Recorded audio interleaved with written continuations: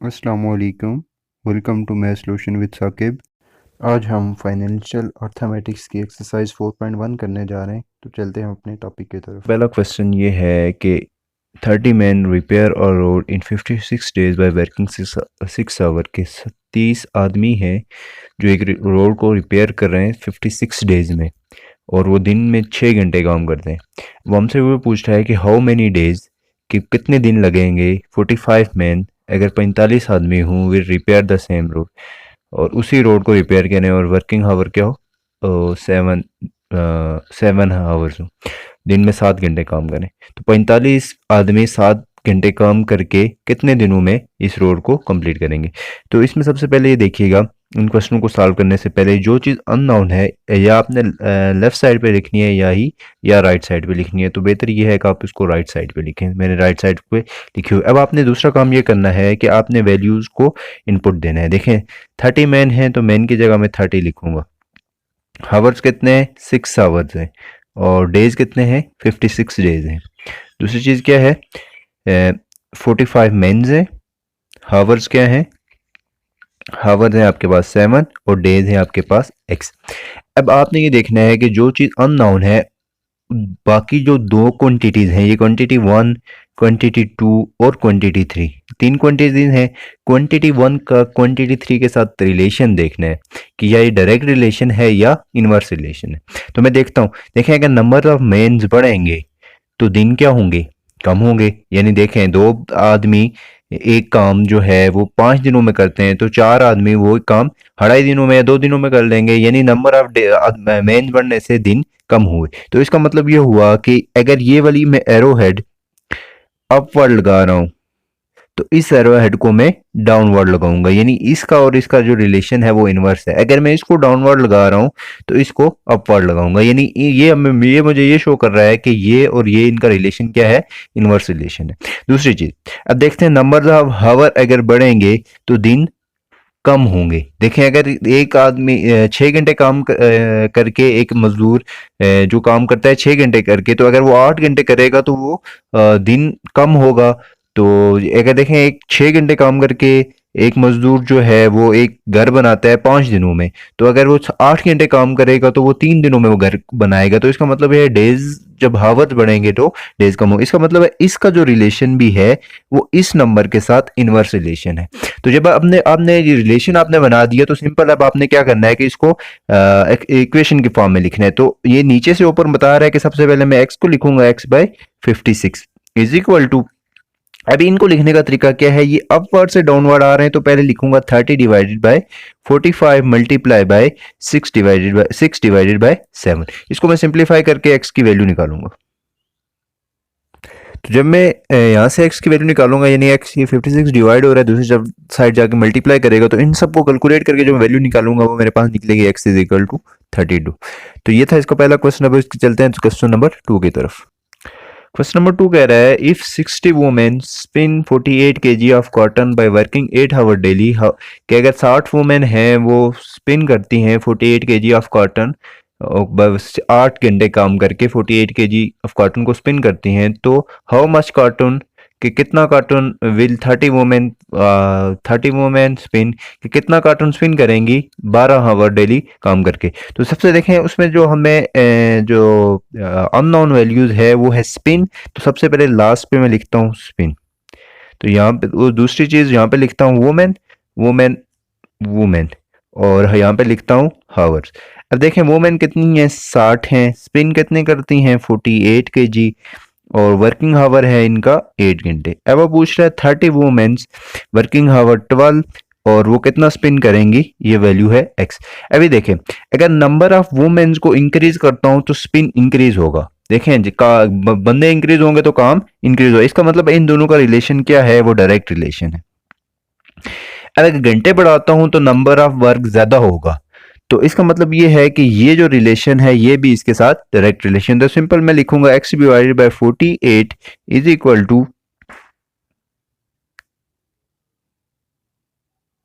Sorry ये मैंने x divided by 48 नहीं, 48 डिवाइडेड बाय x लिखूंगा, क्योंकि मैंने एरो हेड जो लगाया है वो ऊपर से नीचे की तरफ लगाया है। 48 divided by x is equal to 48 divided by 12 multiply by 60 divided by 30। तो 31 दा 30, 32 आ 62, 1 दा 2, 2 6 आ 12, 2 3 आ 6, 2 4 आर 8। तो यहाँ पे बचा 48 डिवाइडेड बाय x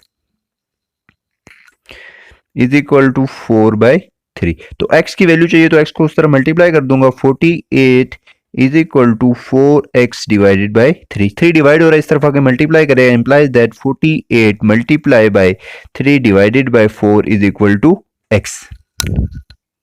तो यहां से इसको कैलकुलेट करूंगा तो मेरे पास x की वैल्यू निकलेगी 36 kg। तो ये जो x की वैल्यू है ये यानी 30 वुमेन 12 घंटे काम करके 36 kg ऑफ कॉटन को स्पिन करेंगी। अब हम चलते हैं क्वेश्चन नंबर 3 की तरफ।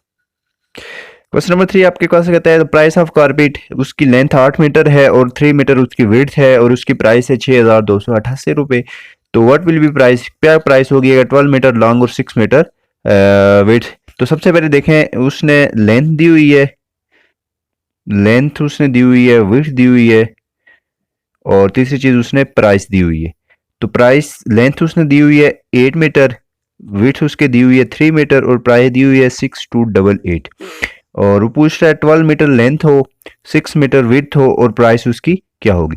देखें लेंथ बढ़ेगी तो प्राइस बढ़ेगी, विड्थ बढ़ेगी तो प्राइस बढ़ेगी। देखें कि अगर किसी चीज़ की, देखें आप किसी चीज़ की मिकदार बढ़ा रहे हैं तो उसके पैसे बढ़ेंगे। फॉर एग्जांपल मैं आपसे ये एग्जांपल देता हूं कि आप बाजार में जाते हैं और कहते हैं कि मुझे 1 किलो सेब दो। अगर 1 किलो सेब की कीमत 100 रुपये है तो जब आप नंबर इंक्रीज करेंगे उसकी क्वांटिटी को, यानी 1 से 2 किलो जाएंगे तो नंबर ऑफ रुपीज़ भी इंक्रीज होंगे। तो सेम इसकी जब इसकी लेंथ और वेट बढ़ाएंगे तो उसकी प्राइस इंक्रीज होगी। तो ये रिलेशन क्या है, ये डायरेक्ट रिलेशन है। तो ये तीनों के तीनों इस कलर लेंथ का बढ़ेगी तो प्राइस बढ़ेगी, विड्थ बढ़ेगी तो प्राइस बढ़ेगी। तो सिंपल यहाँ पे भी लिखूंगा x/6288 is equal to 6/3 multiply by 12/8। तो ये एरर मुझे बता रहा है कि नीचे के ऊपर से तरफ जा रहा है तो नीचे वाला नंबर पहले लिखूंगा और डिवीजन में ये नंबर लिखूंगा, और अगर ऊपर से नीचे की तरफ आ रहा है तो 8 को पहले और 12 को बाद में। तो मैं इसलिए लिख रहा हूँ कि x की वैल्यू ऊपर की तरफ आए। तो इसको सिंप्लीफाई करते हैं तो हमारे पास वैल्यूज आती है। जब इसको सिंप्लीफाई करूंगा तो मेरे पास जो वैल्यू आएगी वो आएगी 18,864 RS। तो यानी इसकी अगर लेंथ 12 मीटर हो और विड्थ 6 मीटर हो तो इसकी प्राइस होगी 18,864। अब हम चलते हैं क्वेश्चन नंबर 4 की तरफ। क्वेश्चन नंबर 4 आपसे पास क्या कहता है कि अगर 15 लेबर दिन में 15 लेबर अर्न करते हैं 67,509 दिनों में, तो how much money in will 10 labour earn in 12 days. कि अगर 15 लेबर 67,509 दिनों में अर्न करते हैं तो कितना मनी अर्न करेंगे 10 दिनों में, 10 लेबर 12 दिनों में। तो सबसे पहले आपके पास जो अननोन वैल्यू है वो मनी है, तो आप ये मनी को यहाँ पे लिख लें। और दूसरी चीज आपके पास क्या है, लेबर्स हैं, और तीसरी चीज आपके पास डेज हैं। तो 15 लेबर्स 9 दिनों में 67,500 अर्न करते हैं, तो हाउ मच मनी यानी x विल 10 लेबर्स यानी labour of number of labours 10 है और अर्न करेंगे 12 डेज में। तो इसको देखें, अगर लेबर्स बढ़ेंगे तो की मनी बढ़ेगी। इसका मतलब ये है कि ये इस लेबर्स का और मनी का रिलेशन डायरेक्ट है कि नंबर ऑफ लेबर इंक्रीज होंगे। यानी फॉर एग्जांपल अगर आपने दिहाड़ी में काम एक मजदूर को लगाया हुआ है तो उसकी दिहाड़ी 1000 होगी। तो अगर आप दिहाड़ीदार में 2 मजदूर को लगा रहे हैं तो दिहाड़ी के पैसे कितने बनेंगे, उनके 2000 बनेंगे। यानी लेबर बढ़ेंगे तो नंबर ऑफ मनी यानी मनी बढ़ेगी। अभी देखें डेज बढ़ेंगे, देखें अब नंबर ऑफ डेज है और नंबर ऑफ मनी है।